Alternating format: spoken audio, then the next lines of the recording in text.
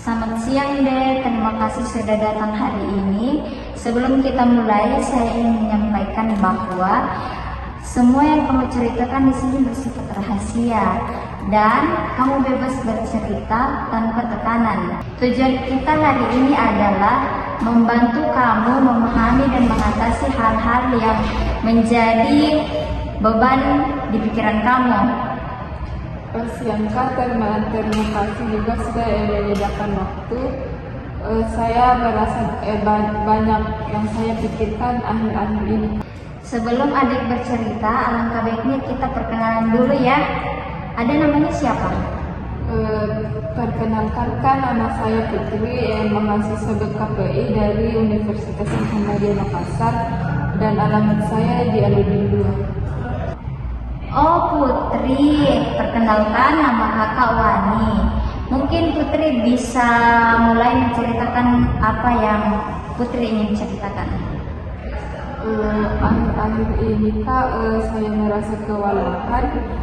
Tugas kuliah numpuk, tapi di sisi lain ada kegiatan organisasi. Kegiatan organisasi juga padat Kak. Saya sering bingung harus milih yang mana dan harus menyelesaikan yang mana dari dulu. Jujur, saya takut ambil keputusan Kak. Saya merasa takut salah dan tidak dibilang komitmen. Oke, saya mengerti.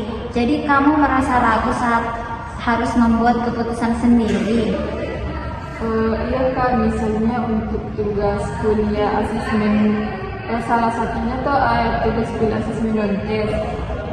Kan sepaham saya tuh Kak, tugas ini dilakukan dengan cara kami satu kelompok masuk dalam satu kelas untuk melakukan sosiometri. Tapi teman saya bilang Kak, lebih baik kita masuk per individu saja masuk ke setiap kelas untuk melakukan sosiometri. Karena saya rasa pendapat atau sepemahaman saya Kak, akhirnya saya ikut saran teman saya.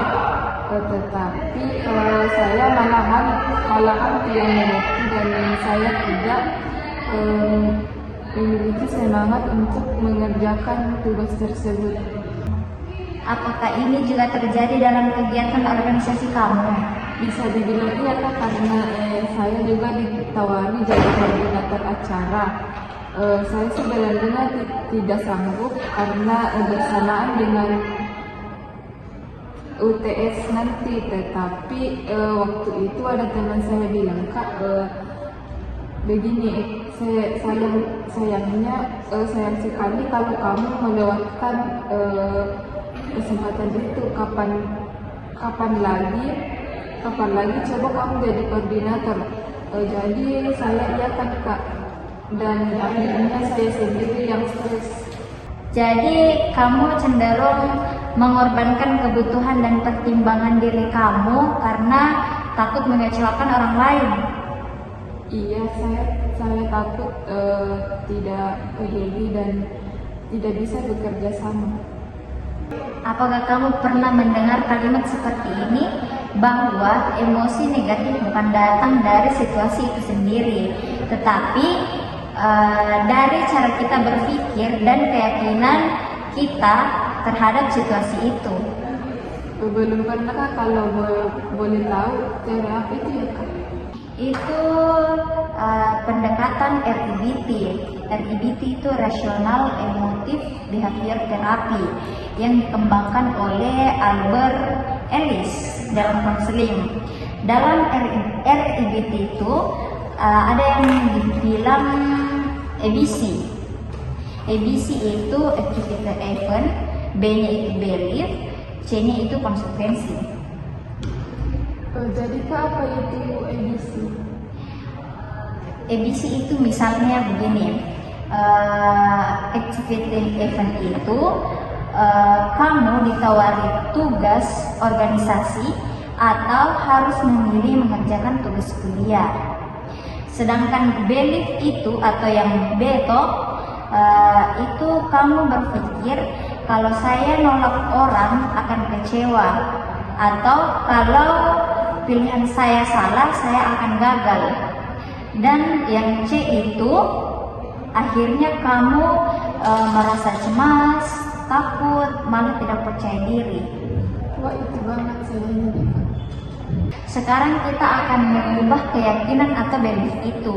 Misalnya, jadi kalau saya membuat keputusan berdasarkan pertimbangan pribadi, bukan berarti saya egois, atau kesalahan adalah bagian dari proses belajar. Tapi bagaimana kalau ternyata keputusan saya salah? Itu wajar. Kesalahan itu bukan bencana, tapi pengalaman.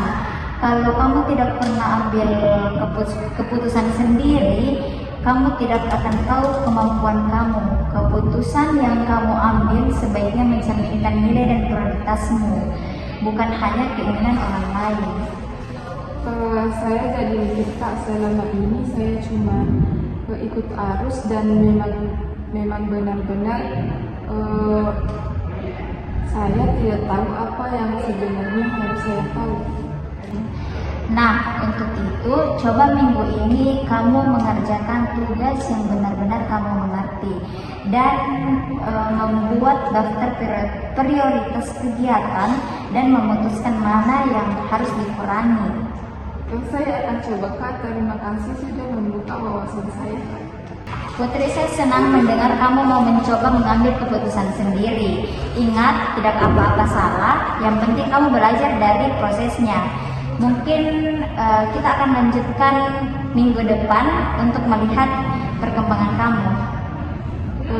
Iya, Kak, terima kasih sudah membantu saya melihat masalah ini dan dari sisi yang berbeda. Sama-sama, saya percaya kamu bisa berkembang menjadi lebih mandiri dan percaya diri. Sampai ketemu di pertemuan berikutnya. Iya, Kak.